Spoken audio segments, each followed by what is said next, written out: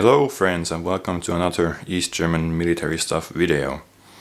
And this time I have for you perhaps the most recognizable East German military item, and that is the M56 helmet.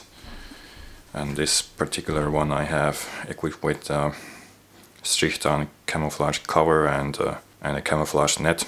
But yeah, of course the helmet itself is the iconic grey steel helmet which served the East German military all the way from its founding year of 1956 until the end in October 1990. And if you collect East German stuff, well then this is probably one of the starting points for your collection. That is the very distinguishable helmet. And yeah, since we have kinda three separate items here, the helmet, the camouflage cover and the camouflage net, maybe we'll start with the helmet itself, like a quick history.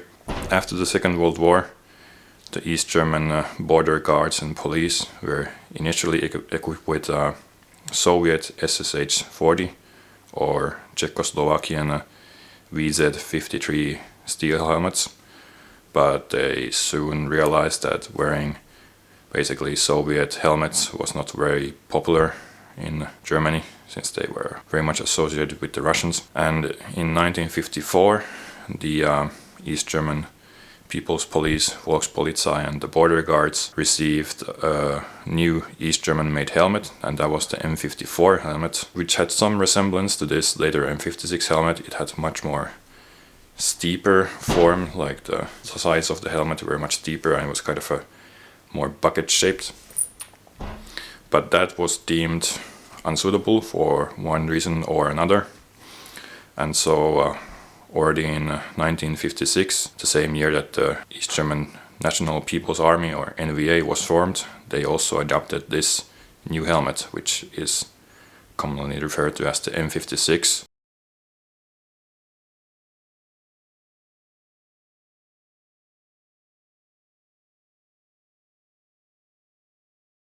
The M54 helmet was basically very soon discarded even by the police and border guards, and the M54 was never issued to the East German military, so yeah, so the NVA only used this helmet model, the M56. And over the years, since the helmet was in production for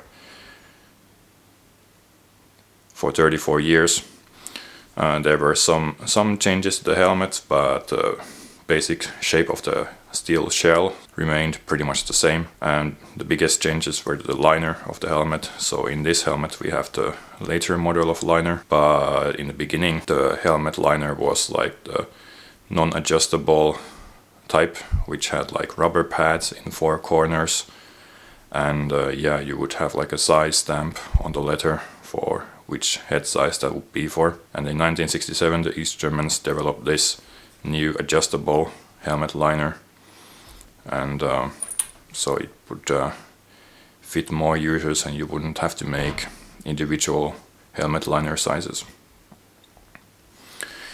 On the steel shell, excuse me, but I'm too lazy to remove the camouflage cover and the camouflage net, like getting them on is quite a pain in the butt. But yeah, on the steel shell, the biggest change was that in the early helmets from 1956 until 1967, there were rivets on the forehead, like two rivets here, and then one at the back.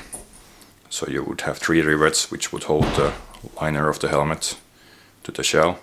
There's also a rare variant which has 6 rivets spread around a bit lower, and then those are responsible for holding the helmet. I'm not so informed about that 6 rivet model, like what it was made for or whom exactly, but yeah, there's, if you see an old East German helmet and it has three rivets, well that's, yeah, the most common of the older model, and if you see 6 rivets then you have quite the treasure at your hands. There was also some small changes to the like the rim of the helmet, that in the earlier helmets that this rim wasn't so steeply sloped or, you know, so bent in such a sharp angle, and in the later helmets this is, yeah, like more of a sharper brim here as in this model.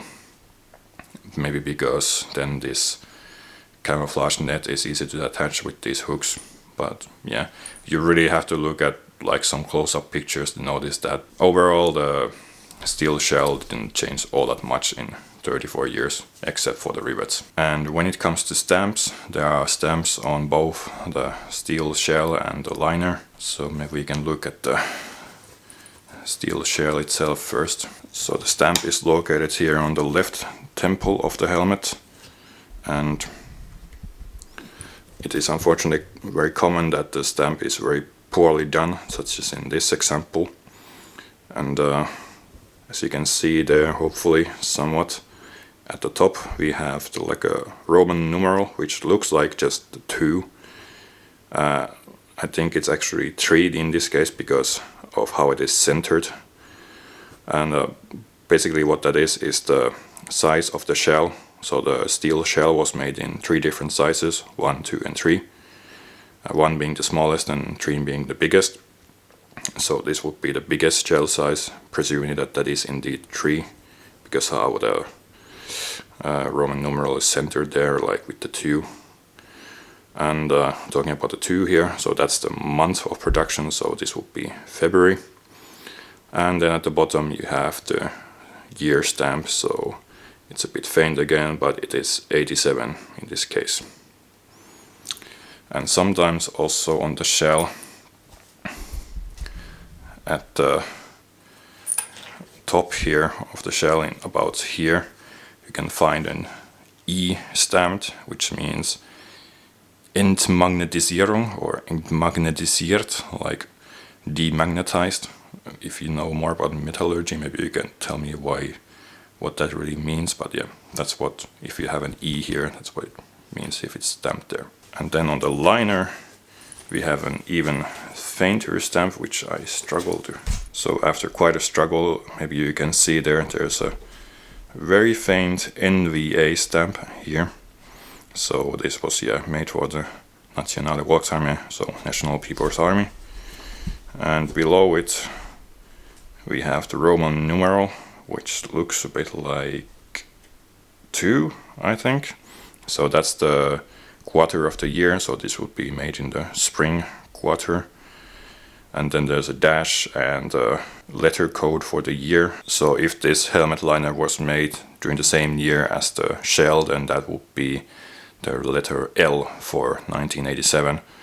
But yeah, that's quite hard to tell what letter that is. And unfortunately I have removed one component of the helmet, so there would be like this white string that would go here, that you would just use to tighten the top letter of the top part of the liner here. It came with the helmet, but I just removed it for some reason and I have never found it again. And I bought this helmet completely unused. Like it was, if you have bought like new leather shoes, it has like this smell of fresh leather. So yeah, this helmet had like that when I got it, because yeah, of the leather liner obviously. So yeah, all of the signs of use is just from yours truly and not from some poor East German soldier. And when it comes to the straps, this changed slightly during production, like the shape of this centerpiece here, like the shape of the letter and these straps, like there were some minor changes, and the shape of this tip of this strap, and these how do you call it, like buckles here, they were in the beginning of production they were metal, but then in 1967 they changed to plastic. And yeah, just a word of caution, if you wear these helmets in like reenactment events or whatever, there's no strangulation safety mechanism in the helmet, so if you tighten this helmet and run around with it, there's a bit of a risk that if you hit something, then this helmet can kind of snap your jaw or strangle you, because yeah, this doesn't have any emergency opening mechanism like many Western helmets have. So if you give it like a shock, it will snap open. So yeah, there's none of that here. Be mindful of that. And yeah, basically with the 1967 liner, it changed from having rubber pads in the corners to having this foam here on the front and the back. And I have to say, this is maybe the most comfortable helmet to wear. It kind of feels like you're wearing like very tight hat on yourself, and also the top of my head keeps hitting this somewhat hard plastic here. So yeah, not the most comfortable helmet, and it's actually quite heavy. It's 1.5 kilos, so it's not the lightest steel helmet. Of course, this is the biggest shell size, so. But anyway, it's quite the unit for a steel helmet. And of course, this helmet was exported to several places. You can see it in pictures from the Yugoslav breakup wars. It was used by the Turkish military, maybe it still is, but yeah, you can see plenty of pictures of this in use in Turkey. And it was exported to various African countries. You can even, there's this very useful website, NVA Stahlhelm, where you have basically East German steel helmets from each production year, and also some rare examples, such as ones which have United Nations paint, like the blue painting with the white letters, and they are probably from Africa. As I said, I have created this combination myself here with the Strichtarn camouflage cover and camouflage net. You can see period pictures from East German soldiers using this combination on their helmets, so both the cover and net. So yeah, this wasn't some own idea of mine. This was generally used. And yeah, maybe we can talk about the cover itself now. So beginning in late 1950s, the East German military started to use the Strichtarn camouflage uniform, or camouflage suit more like, and that had an integrated hood which would go over your helmet, so that would like sort of camouflage your helmet. But in 1964 they adopted a new uniform model which has like a proper collar, among other things. And in that uniform model, the helmet cover was actually detachable. So it had here at the back, it had a row of holes for buttons, and on your uniform collar, yeah, there would be like a row of buttons to which the helmet cover would attach to. But that wasn't used for very long, so already in late 1960s they figured out that that was a bit silly combination, so instead they just started to produce this model of helmet cover which has no buttons, and it's just like a completely separate item of its own. And of course this Strichtarn camouflage was adopted in 1965, so that's when production of the Strichtarn helmet cover started. And yeah, in late 1960s, pretty much this exact model started to be produced, so where you don't have any holes for buttons. Of course, in the beginning there was both Strichtarn and Strichtarn covers, but I believe the Strichtarn covers probably went out of production in 1970 together with the uniform itself. And the Strichtarn covers can be a bit different than this, so they have like slots for camouflage around the helmet cover. But yeah, those Strichtarn covers are very rare and very valuable. They come up in eBay sometimes and they cost often hundreds of euros. But yeah, this Strichtarn cover, you can get this quite affordably. Unfortunately, these usually have no stamps at all. However, you can sort of date them based on how this string here is formed. So here we have like a later model which has this tip squeezed with this plastic thing like wrapped around, a bit like a shoelace. And this was done, I believe, in 1980s.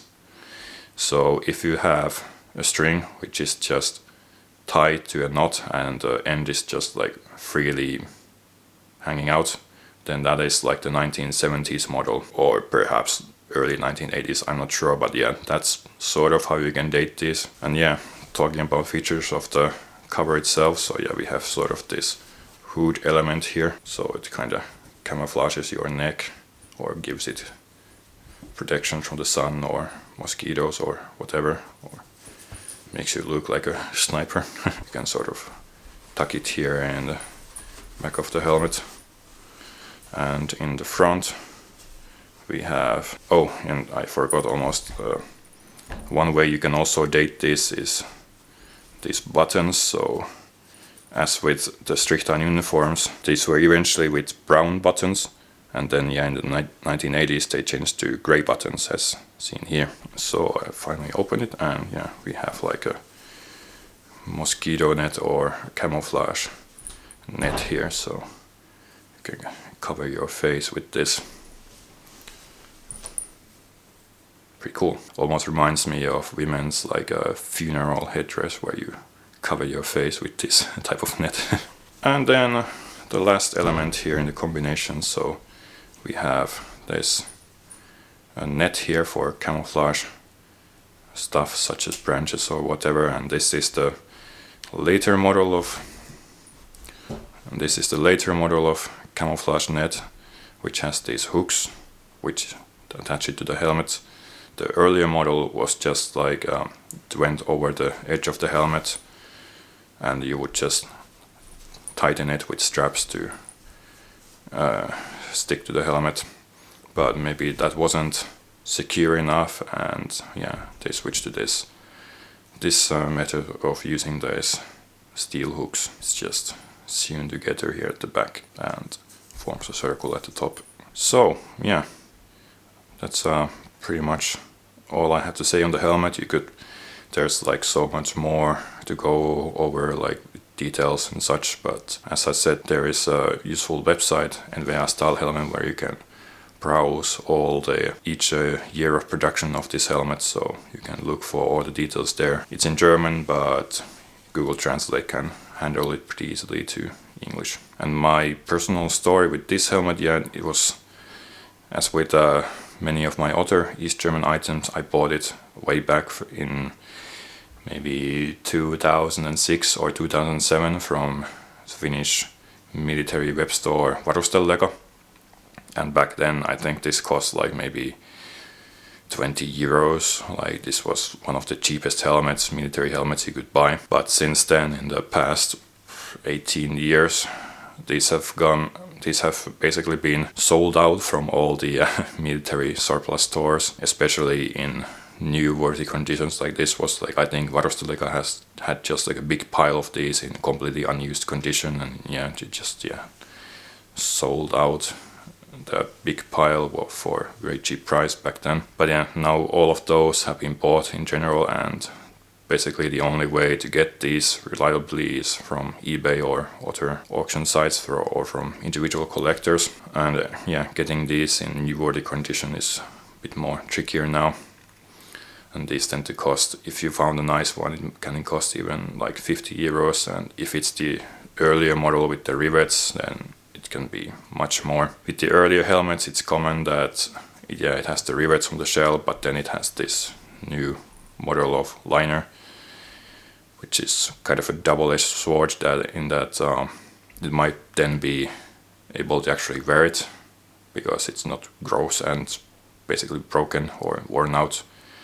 But on the other hand, it's maybe not so collectible, since the earlier liner is quite desirable collecting wise. But yeah, that's pretty much all I had to say about this helmet of mine. And if you enjoyed this video, make sure to check out the channel. I have already a nice list of East German military item videos there. And if you have made it all the way to the end of the video, thank you very much for watching. That helps me with YouTube algorithm quite a lot, and I would be very, very happy if you hit the like button there and subscribe button, so when I post a new video you will get it to your subscription feed. Anyways, thank you very much for watching, and I will see you on the next one.